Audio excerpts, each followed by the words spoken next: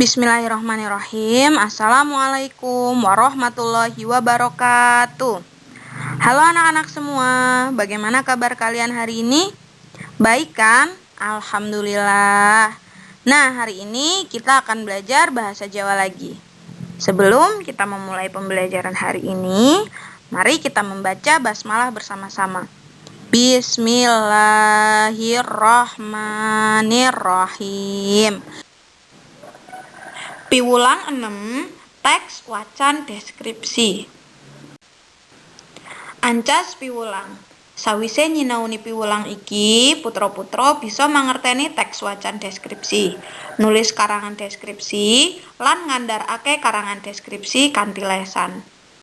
Maca wacan deskripsi. Maca miturut jinise kabagi dadi loro, yaiku maca nyuwara lan ing batin.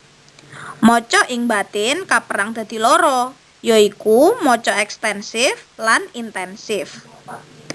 Membaca bacaan deskripsi. Membaca menurut jenisnya dibagi menjadi dua, yaitu membaca bersuara dan di dalam batin. Membaca di dalam batin atau di dalam hati dibagi menjadi dua, yaitu membaca ekstensif dan intensif. Maca intensif. Maca intensif luwih nengenake kualitas, intensitas pemahaman kang jero. Tuladhane maca intensif yaiku maca pemahaman. Membaca intensif. Membaca intensif lebih menekankan kualitas, intensitas pemahaman yang dalam. Contohnya membaca intensif yaitu membaca pemahaman. Maca pemahaman kaperang dadi telu kaya mangkene. Pertama, maca literal. Maca kang ancase nangkep isi wacan kang tinulis. Loro, maca kritis. Maca kang ancase nangkep wacan kang tinulis lan ora tinulis. Katelu, maca kreatif. Yaiku maca kang ancase nangkep wacan tinulis lan ora tinulis banjur maragakake asile wacan mau. Membaca pemahaman dibagi menjadi 3 sebagai berikut. Pertama, membaca literal, yaitu membaca yang tujuannya menangkap isi bacaan yang tertulis. Yang kedua, membaca kritis, yaitu membaca yang tujuannya menangkap bacaan yang tertulis dan tidak tertulis.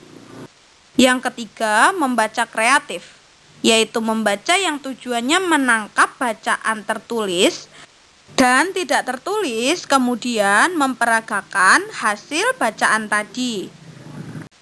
Maca ekstensif. Maca ekstensif yaiku maca kanthi jembar. Tegese maca saakeh-akehing wacan kanthi wektu kang singkat. Maca iki luwih nengenake kuantitas. Tuladhane yaiku maca survei lan maca saklebetan. Baca ekstensif. Membaca ekstensif yaitu membaca secara luas. Artinya membaca sebanyak-banyaknya bacaan dalam waktu yang singkat. Membaca ekstensif lebih menekankan kuantitas. Contohnya yaitu membaca survei dan membaca sekilas. Nah, saiki maca cepet. Maca cepet yaiku maca 250 tembung saben menit. Maca cepet biasane maca jroning batin. Membaca cepat. Membaca cepat yaitu membaca 250 kata dalam 1 menit. Membaca cepat biasanya membaca di dalam hati. Saiki keterampilan dasar maca. Keterampilan dasar maca yaiku 1. Keterampilan nguasani mripat. 2. Keterampilan nguasani tembung lan frasa. 3. Keterampilan nguasani tembung kunci. Keterampilan dasar membaca. Keterampilan dasar dalam membaca yaitu 1. Keterampilan menguasai mata. 2. Keterampilan menguasai kata dan frasa. Kemudian 3. Keterampilan menguasai kata kunci. Cara maca cepet supaya cepet pikantuk informasi. 1. Cara skimming. Cara maca kanggo goleki bab-bab kang wigati kanthi cepet. 2. Cara scanning. Cara maca kanggo goleki kabar informasi kang dibutuhake. Carane cukup diwaca bagian kang digoleki bae. Cara membaca cepat supaya lekas menemukan informasi. Pertama, cara skimming. Cara membaca untuk menemukan hal-hal yang penting dengan cepat. Kemudian yang kedua, cara scanning, yaitu cara membaca dengan mencari informasi yang dibutuhkan. Caranya cukup dibaca bagian yang dicari saja. Perangane karangan. Saliyane teks deskripsi, karangan miturut jinise ana 5, yaiku sing kapisan narasi. Narasi yaiku wacan kang budidayane nyeritakake prastawa. Wacan naratif nyeritakake kanthi cetha rerangkaning tumindak ing sajroning prastawa kang winates ing sajroning wektu. Bagian-bagian karangan. Selain teks deskripsi, karangan menurut jenisnya dibagi menjadi 5, yaitu yang pertama, narasi. Narasi adalah bacaan yang menceritakan suatu kejadian. Bacaan narasi menceritakan dengan jelas detail kejadian suatu peristiwa yang terbatas oleh waktu.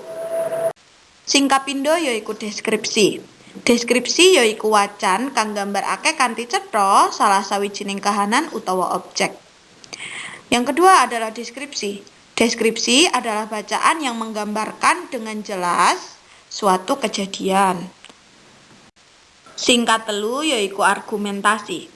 Argumentasi yaiku karangan kang isine ngandharake sawijining gagasan utawa ide ngenani bab apa bae.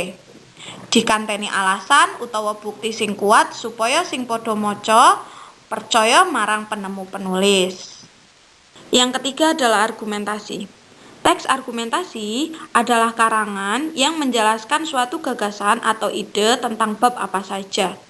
Biasanya dikaitkan dengan alasan atau bukti yang kuat sehingga para pembaca dapat mempercayai gagasan penulis. Sing kepapat yaiku eksposisi. Eksposisi ancase njembarake pangerten uwong. Karangan iki isine ide, pekabaran, lan panemune penulis sing ditulis ancase kanggo nambah kawruh sing maca. Yang keempat, eksposisi. Teks eksposisi bertujuan untuk memperluas pemahaman seseorang.